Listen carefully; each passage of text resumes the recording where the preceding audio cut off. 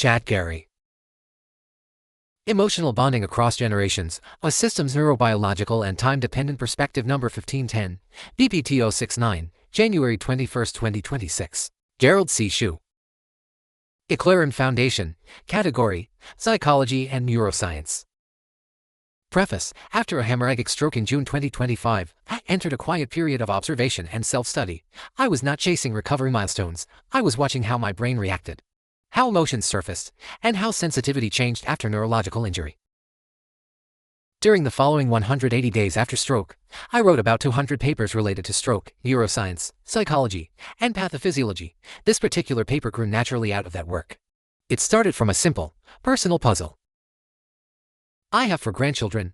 My love, care, responsibility, commitment, and long-term intentions toward them are equal. Financial and educational support were arranged equally and deliberately. Yet my emotional closeness with each of them feels different. That difference bothered me at first. Over time, I realized it was not preference, judgment, or an equal love. It was biology and neuroscience. Introduction. Under different circumstances, with some of my grandchildren, I held them immediately after birth. The emotional bond felt instant and deep. With others, early physical contact was delayed after their first year of life. In those cases, emotional closeness developed more slowly, through repeated interaction.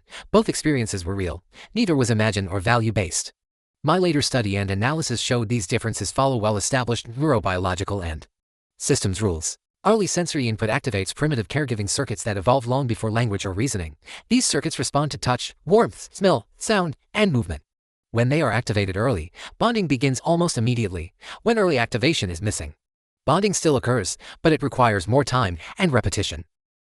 Intention alone does not override biological reactions. The nervous system responds to what actually happens.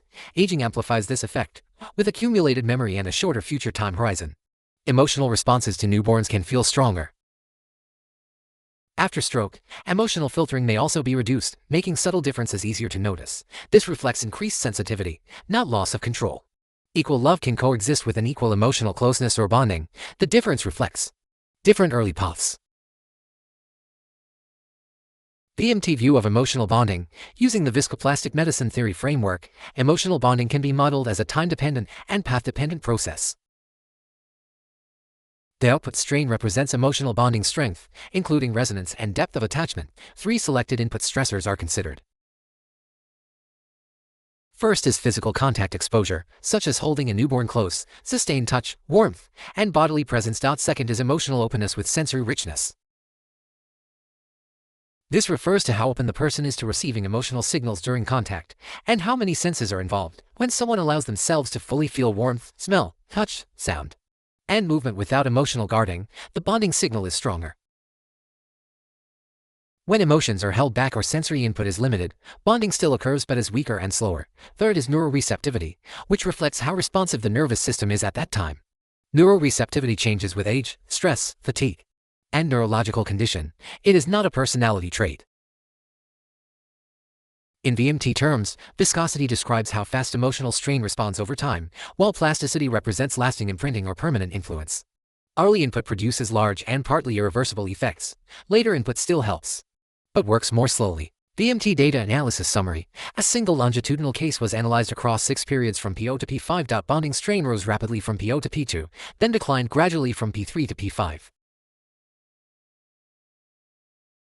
Early modest inputs produce large strain increases, showing high early sensitivity. Later reductions in interaction did not erase earlier bonding, confirming partial irreversibility. Cumulative VMT energy accumulated mostly in early periods, exceeding 100% by P2 and stabilizing near 100% by P5. Timing mattered more than total effort. Energy contributions were balanced, and no single factor dominated. Physical contact equals 30.7%, emotional openness equals 33.3%, neuroreceptivity equals 34.0%. Conclusion: some emotional bonds form faster because early contact was different. That is a normal human response, not a moral choice. Early physical and emotional contact shapes the bonding trajectory. When contact happens early, bonding feels immediate. When it is delayed, bonding still grows, but more slowly. The same system rules that govern long-term mortality disease progression apply here.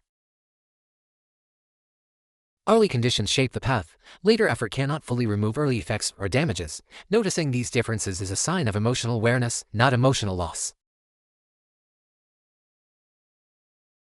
Ethical disclosure descriptions are anonymized and presented for educational purposes only. Disclaimer: write this paper not for fame, but to share what I have learned so others can understand their health, prevent disease, and live longer, healthier lives.